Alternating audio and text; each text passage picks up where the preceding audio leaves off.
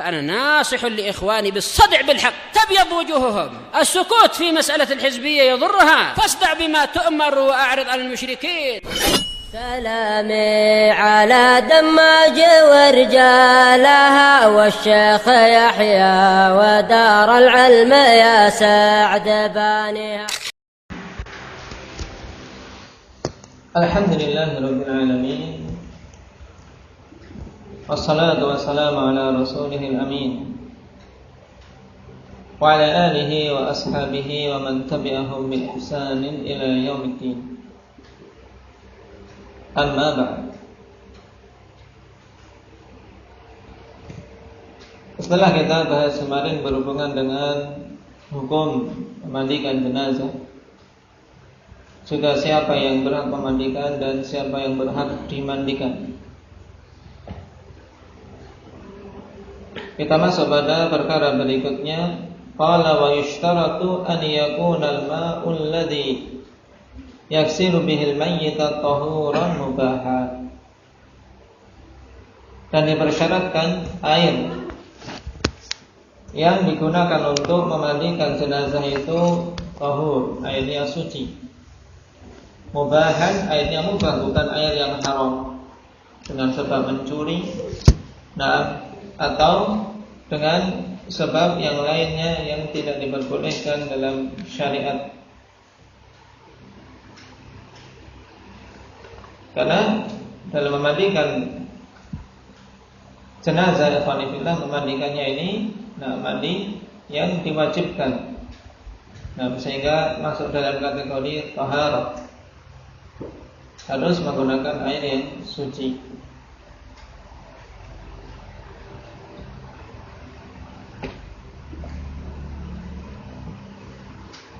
Wa an yaghsila fi makanin mastur, dan hendaknya mencuci atau memandikan mayitnya tersebut di tempat yang tertutup. Wala yanbaghi huduru man la ilaqata lahu bi tansilil mayyit, dan tidak seyogyanya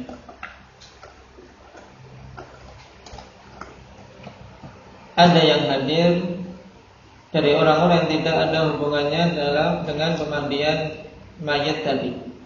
Kenapa? Memandikan jenazah bukan tontonan. Oleh karena itulah hendaknya mereka-mereka yang tidak ada hubungannya dengan pemandian jenazah itu, ya tidak perlu melihat, tidak perlu berkerubung di sisi jenazah tadi. Dan ini yang kebanyakan terjadi penyelisihan di kalangan awamun nas. Bahkan mereka memandikannya menjadi kebiasaan untuk dimandikan di luar rumah, tidak berani untuk memandikan di dalam rumah. Kemudian dikerumuni oleh banyak orang, tanpa kehati-hatian dalam menjaga aurat si mayit. Ini kekeliruan dalam masalah pemandian. Bahkan yang lebih keliru lagi, biasanya memandikan laki-laki atau perempuan yang memandikan ibu-ibu, mbah-mbah. Ini kalau di desa-desa, Allah musta'an.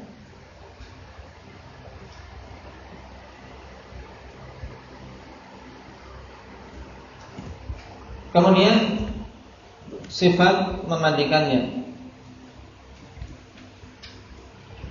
Wa sifatul ghusl, dan sifat pemandian jenazah tersebut hiya an yad'ahu ala sariri ghusli. Yang pertama, hendaknya meletakkan dia di tempat pembaringan untuk dimandikan. Dan ini lebih memudahkan, alhamdulillah. Tatkala mayit diletakkan di atas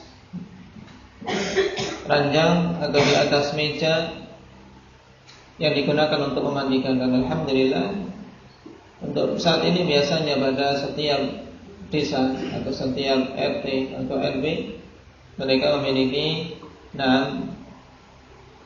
alat khusus, dalam artian meja atau sesuatu yang dibuat untuk biasa memandikan jenazah. Yang tentunya dibuat agar air tidak tergenang, kemudian air cepat mengalir, tidak tergenang di bawah tubuh si mayit.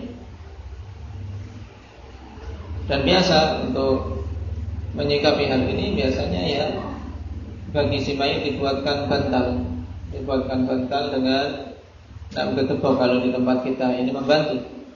Kalau di desa-desa gampang. Dalam artian, karena dengan adanya itu lebih mudah untuk membolak-balikkan, untuk membersihkan bagian bawahnya. Kalau seandainya tidak ada, tidak masalah, cuma tadi diusahakan tempat yang digunakan untuk meletakkan jenazah itu berlubang-lubang sehingga mudah untuk pengeluaran airnya. Tsumma yasturu auratahu, kemudian menutup auratnya. Tsumma yujarriduhu min thiyabi, jadi ditutup auratnya, baru kemudian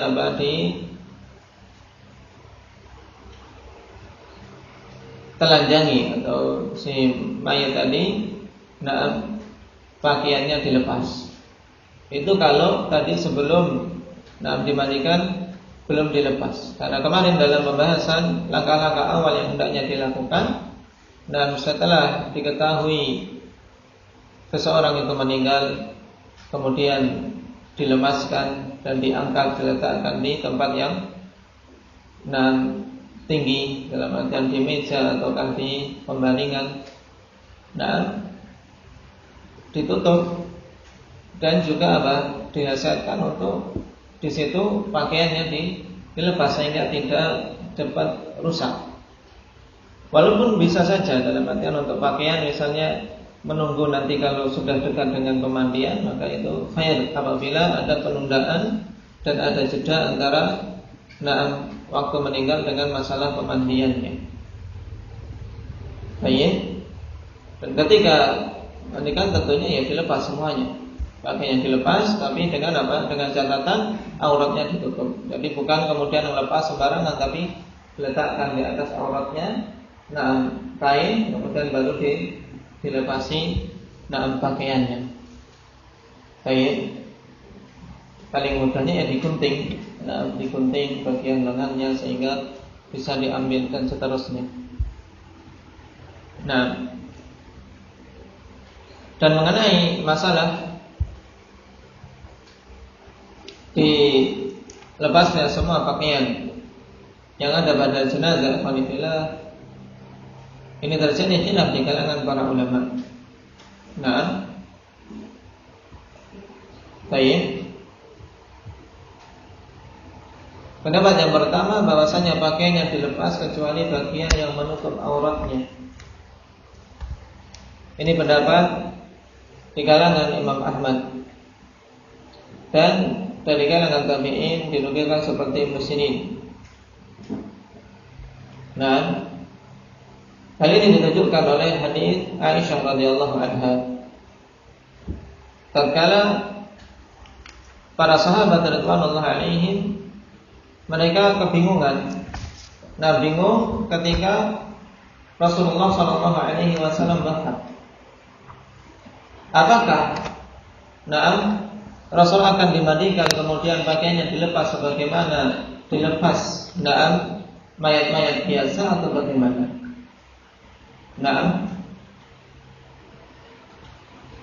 Dalam hadis Aisyah radhiyallahu anha yang diriwayatkan oleh Imam Abu Dawud.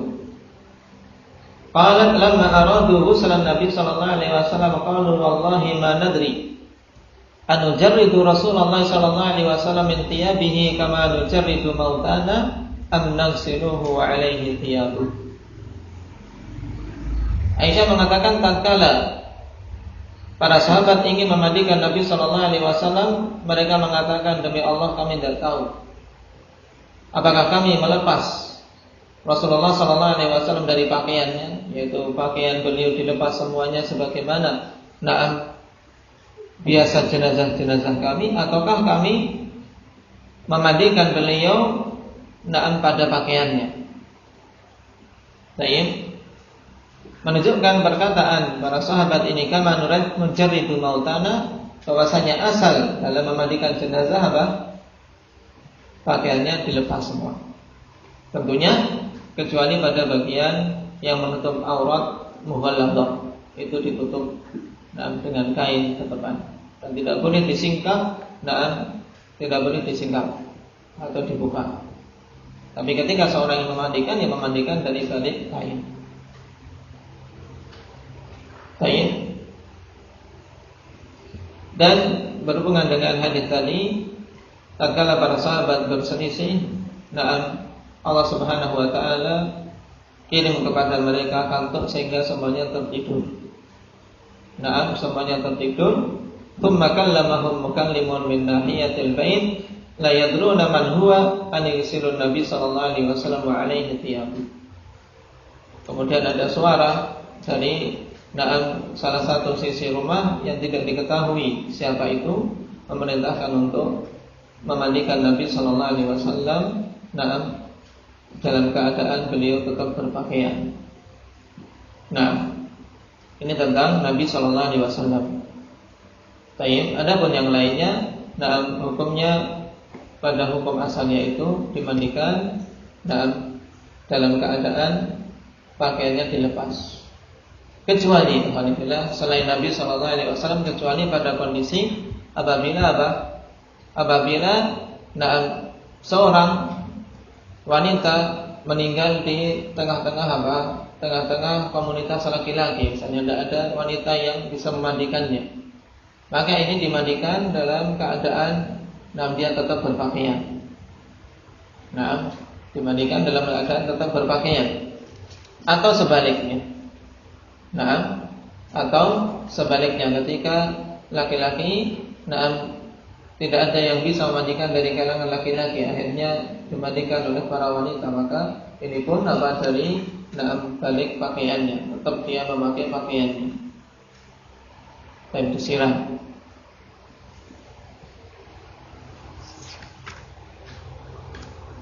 Demikian pula kondisi yang berikutnya, seorang yang muskil, khunta muskil. Dalam artian apa? Tidak jelas dia laki-laki atau perempuan. Ini namanya khunta muskil. Banci, tapi banci betulan, dalam artian memang tidak jelas kelaminnya. Baik, tidak jelas kelaminnya, berkelamin ganda. Tapi tidak diketahui yang pasti pada dia. Adapun banci-banci yang ada pada zaman ini biasanya mereka asalnya ada diketahui, asalnya laki-laki cuman sifatnya saja yang perempuan, atau sebaliknya, asalnya perempuan cuman sifatnya lelaki. Ini banci tapi diketahui kelaminnya. Kalau khunta muskil yang dijelaskan oleh para fuqaha memang muskil, yaitu membingungkan. Baik.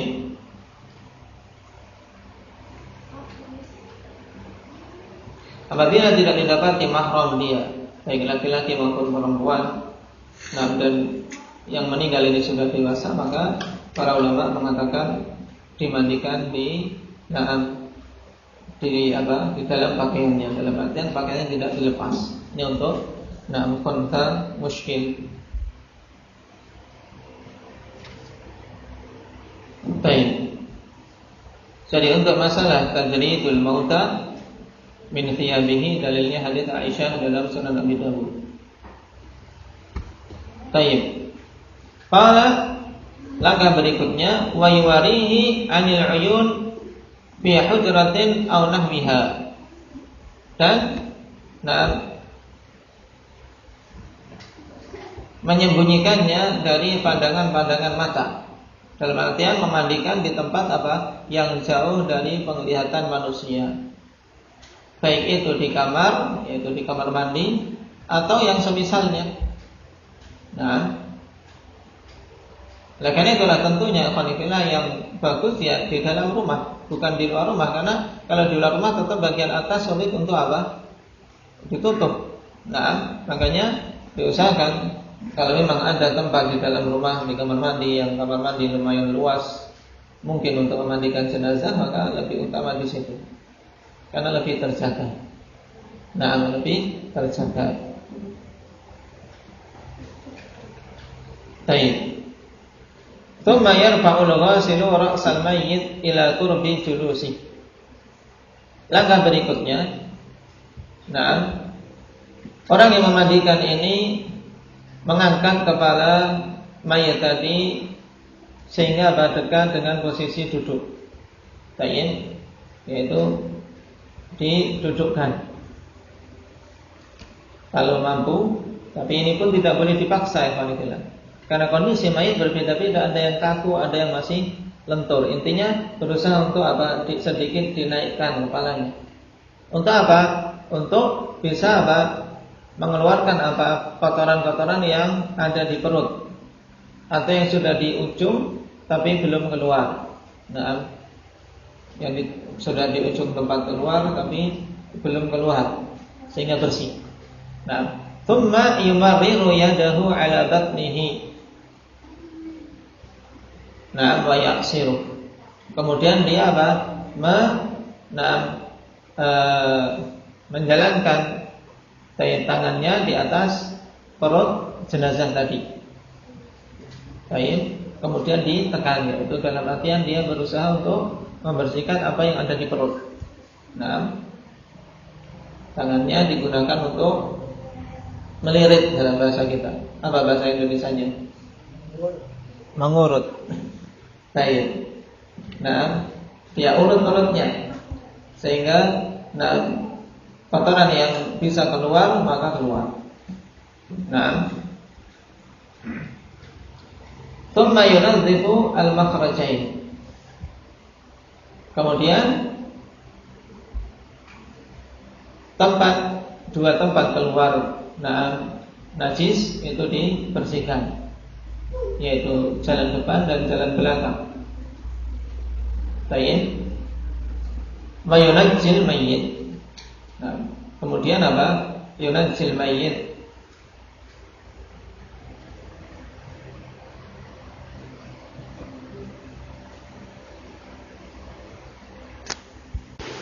Nah, ini penjelasan lebih lanjut tentang bagaimana tata cara membersihkan dua tempat keluar najisnya, baik jalan depan maupun jalan belakang. Nah, yang sebelum itu semua tentunya pada zaman sekarang lebih mudah bagi para pemandi jenazah yang memandikan jenazah untuk apa? Menggunakan kaos tangan sehingga tidak langsung menyentuh. Maka disebutkan di sini fayansilu ma'alal makhrajaini min najasah wa dzalika tayyib bila fi khilqatin ala yadi. Dia mencuci apa yang najis yang ada di dua tempat keluar ini. Tapi apa? Dia caranya dengan membungkus tangannya dengan apa? Dengan kain.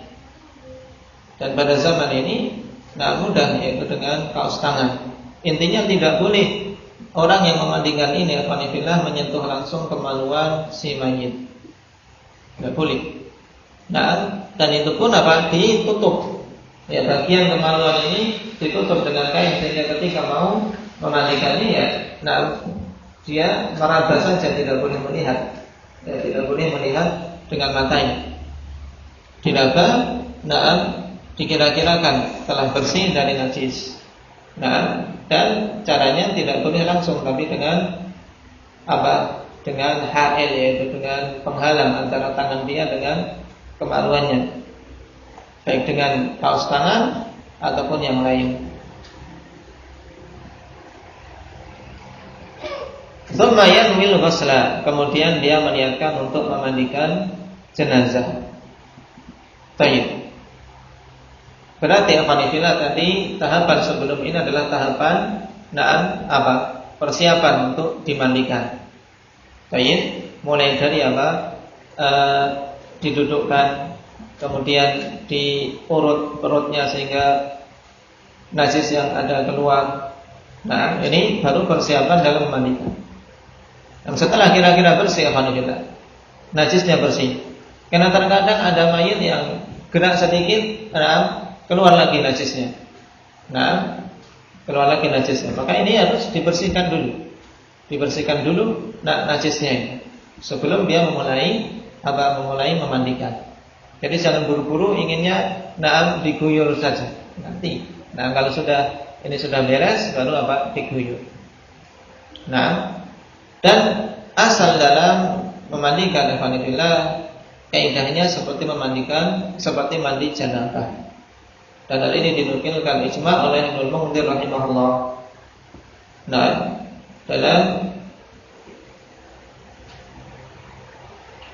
kitab beliau Al-Ijma' beliau nukilkan anal mayyit yughassalu kasifati ghuslil janabah. Bahwasanya terjadi ijma' kalau mayit ini dimandikan seperti sifat memandikan, seperti sifat mandi janabah. Nah, setelah sudah siap untuk dimandikan, maka dia meniatkan untuk memandikan, yanwil ghusl. Wa yusammi, dan dia membaca basmalah. Kemudian wa yuwaddi'uhu kawudu'is shalah. Nah, dia mewudukan jenazah tadi seperti wudu untuk salat. Nah, illal madmadah wal istinsyaq, kecuali madmadah wal istinsyaq. Karena tidak mungkin masa harus dimasukkan dengan dengan gayung, tidak bisa keluarnya. Nah, madmadah dan istinsyaq tidak akan mungkin kita lakukan pada jenazah. Lalu bagaimana gantinya? Fayakfil mashu 'alal fami wal anf. Cukup dengan mengusap pada mulutnya dan hidungnya. Dalam artian kita basahi tangan kita, kemudian bagian mulut dibersihkan. Yang mampu saja. Bagian luarnya kalau bisa dibuka giginya. Nah, kemudian hidungnya. Ini pada masalah madmadah dan istinsyaq. Nah, sehingga diusap gigi dan dan hidungnya. Nah, dengan caranya ikhwanillah, mungkin kalau dengan tangan tidak terlalu bersih, maka dinasihatkan bi khirqatin muballalah, yaitu dengan kain yang dibasahi. Ini akan lebih bersih. Dalam artian hidung, kita basahi kain, kemudian diperas, bagian gigi digosokkan, kemudian bagian hidung dibersihkan. Baik. Langkah berikutnya, berarti ini langkah tadi, sebelum ini langkah persiapan. Berarti langkah pertama mempersiapkan yang dari beberapa gerakan tadi. Langkah kedua, alhamdulillah, mewudukan. Mewudukan dikecualikan Dikecualikan madmadah dan istinsyaq. Langkah yang ketiga, thumma yaghsilu ra'sahu wa lihiyatahu bima'is sidr aw sabun aw ghairi dzalik. Kemudian mencuci kepalanya. Kepala dicuci, demikian pula jenggotnya dengan air yang dicampur dengan sidr atau dengan sabun atau yang lainnya. Dan pada zaman sekarang untuk mencuci kepala mudah dengan sampo. Sehingga rambutnya bersih, disampoi mulai dari kepala dulu. Kepala, setelah wudu kepala. Kemudian wajah dan jenggotnya. Dengan air dan sidr atau air dan sabun. Karena sidr pada zaman itu menduduki kedudukan sabun. Kenapa? Karena menjadikan kesat. Ketika menggunakan campuran sidr akan kesat untuk memandikan. Kalau zaman sekarang didapati sabun, maka bisa digantikan dengan sabun. Kalau ada sidr, maka itu pun lebih bagus. Karena jelas tersebut dalam hadis. Thumma yangsilul mayamina thummal mayasir. Nah, kemudian apa? Langkah yang keempat, mencuci bagian sisi kanan dan sisi kiri, kemudian baru sisi kiri. Nah, berarti ambil salah satu sisi dulu, karena nggak bisa langsung. Nah, ambil salah satu sisi, ambil sisi kanan. Nah, mulai dari bagian leher kanan, kemudian tangan kanan, baik, kemudian bagian dadanya, baik, ke bawah, baik, sampai ke kaki kanannya. Jadi sisi kanan dari atas, setelah kepala selesai, nah maka dimandikan sisi kanan. Mulai dari pundak, nah leher bagian kanan, pundak ke bawah terus sampai ujung kaki. Baru setelah itu, nah berpindah ke mana? Ke sisi kiri. Nah, ke sisi kiri. Baik. Tentunya untuk memandikan seperti ini berarti harus apa? Diiringkan, ya tidak? Nah, baik.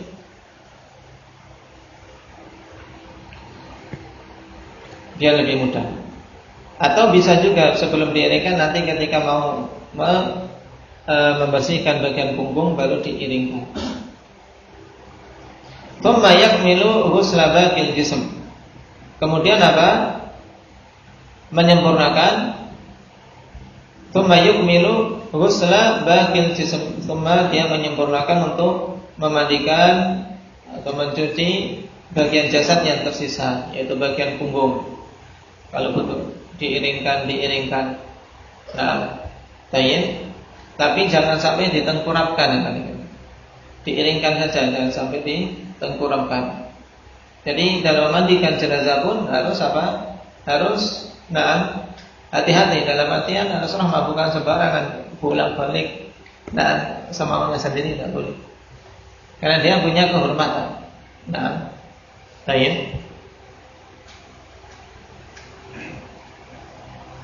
Nah, ini. Nah, setelah itu berarti satu hitungan memandikan selesai. Nah, dan Rasulullah SAW memerintahkan dalam hadits Ummu Atiyah iksilnaha bima'in wasidrin salatan aw khamsan aw aktsara min dzalik. Yaitu mandikanlah dengan air dan sidr 3 kali atau 5 kali atau lebih dari itu apabila kalian melihat dibutuhkan lebih banyak lagi. Baik. Sampai di sini berarti selesai satu memandikan, dan itu batasan yang dikatakan sah. Memandikan sah. Nah, qala wa yustahabbu an yalufa ala yadihi hirqatan halat tansil. Ini telah kita lewati tadi, disunahkan untuk menggulungkan di tangan orang yang memandikan ini suatu kain tatkala dia memandikan. Pada zaman sekarang bisa digantikan dengan kaos tangan.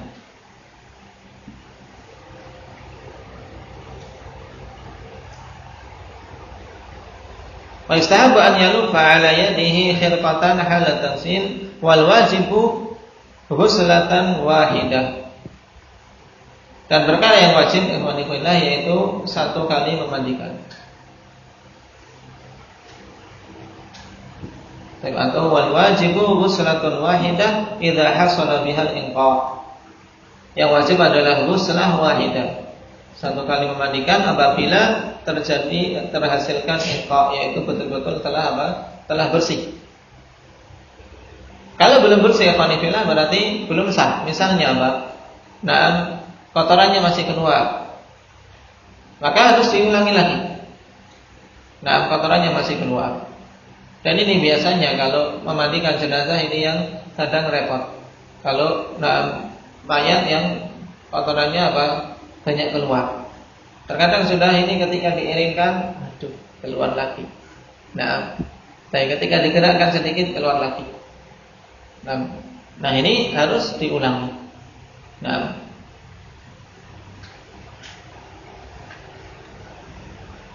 Wal mustahabbu salatu ghusalatin idza hasala al-iqra in hasala al-iqra, dan yang disunnahkan adalah 3 kali memandikan, walaupun dengan 1 kali memandikan itu sudah apa? Sudah bersih. Sudah bersih dari najis.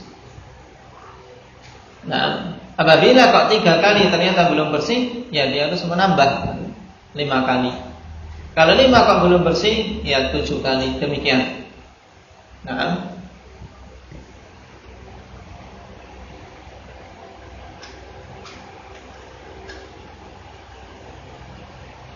Qala wa yustahabbu an yaj'ala fil ghuslatil akhirah kafura. Dan disunahkan untuk mencampurkan pada cucian yang terakhir, yaitu memandikan yang terakhir pada akhirnya dengan kafur. Dengan kafur, yaitu kamfer.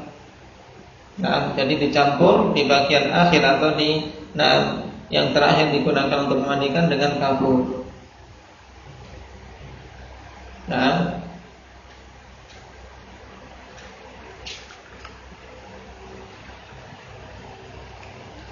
Dengan ini berarti selesai dari memandikan.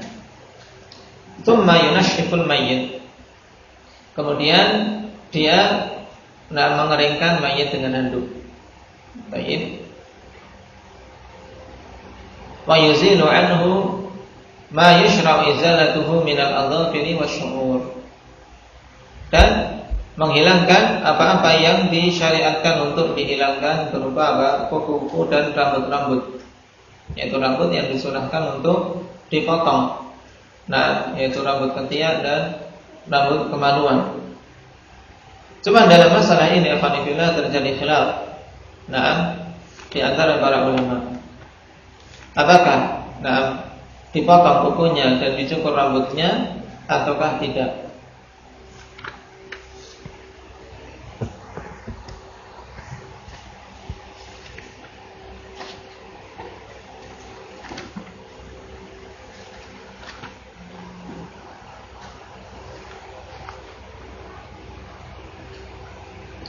Sedangkan dari para ulama sebagaimana yang dipilih oleh para pengarang kitab ini, seperti Sa'id bin Musayyib, Ibnu Jubair dan Hasan al-Basri serta yang lainnya dari kalangan Syafi'iyah menyatakan disunahkan untuk memangkas kumisnya dan kemudian memotong bulu ketiaknya dan bulu-bulu yang lainnya disunahkan untuk dipotong. Demikian pula kukunya. Yang lainnya menyatakan makruh yang demikian. Baik. Dan ini pendapat Imam Malik, juga Abu Hanifah, Imam Ats-Tsauri, Al-Muzani dan yang lainnya. Baik. Kenapa? Alasannya dikarenakan itu adalah memotong sesuatu dari mayit. Dan anggota tubuh mayit itu muhtaram. Anggota tubuhnya itu mulia. Baik. Dan tidak dinukilkan dari Nabi sallallahu alaihi wasallam, demikian pula para sahabat melakukan yang demikian. Baik.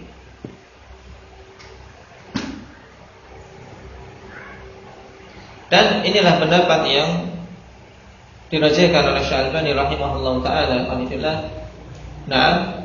yaitu adamul jawaz, tidak diperbolehkan.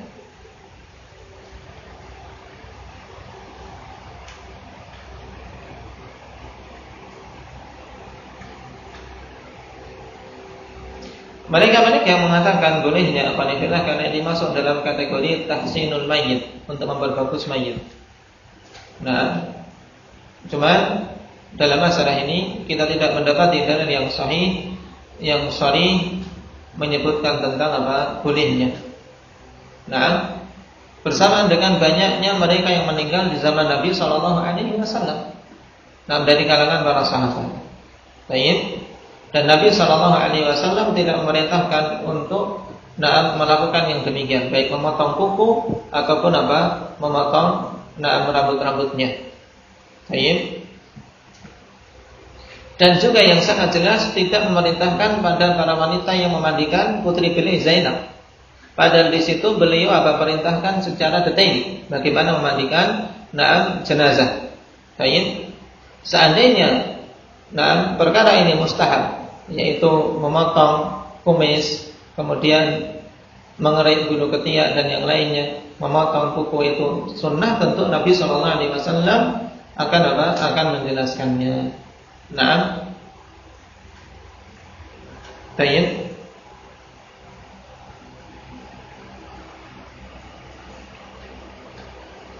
Dan perkara-perkara ini juga yang menunjukkan tidak disyariatkannya ikhwanifillah, karena perkara itu dituntut apa? Bagi orang yang hidup. Nah, yang hidup ya memang butuh untuk berjandan. Tapi kalau mayit sudah tidak butuh lagi. Nah, sudah tidak butuh lagi. Nah, oleh karena itulah kita biarkan sesuai dengan asalnya. Nah, dari anggota-anggota tubuh dia. Sehingga pendapat yang rajih dalam masalah ini pendapat yang kedua yang dipilih oleh Ibnu Munzir, Abu Hanifah, Imam Malik, Imam Ats-Tsauri dan yang lainnya, yang di kalangan ulama mu'asirin dipilih oleh Syekh Albani rahimahullah.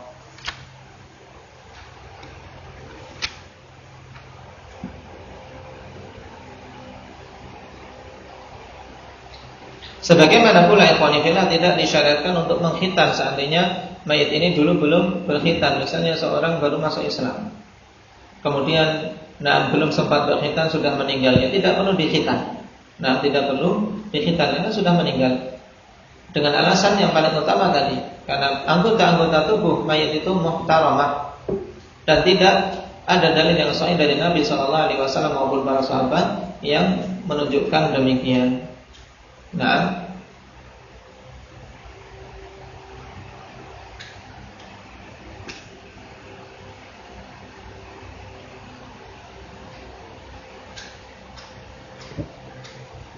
Adapun sebagian riwayat yang didatangkan oleh Ibnu Abi Syaibah, demikian pula Abdul Razzaq, bahwasanya Abu Qilabah meriwayatkan dari Sa'd bin Malik annahu wasala maitan pada Abi Musa fahalaqa 'anatahu, maka ini tidak sahih. Bahwasanya Sa'd bin Malik beliau memandikan mayit kemudian meminta silet dan beliau mengerik bulu kemaluan si mayit. Ini tidak sahih. Kenapa? Karena Abu Qilabah banyak melakukan tadlis dan dia tidak diketahui memiliki riwayat dan mendengar hadis dari Sa'd bin Malik.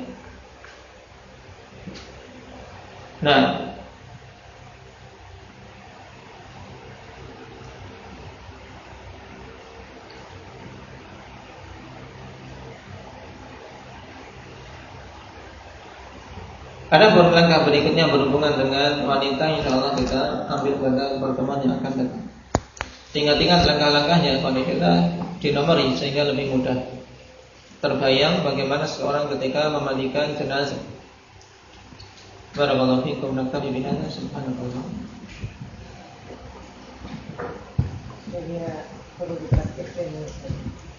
Insyaallah nanti kalau sudah selesai, kita praktekkan.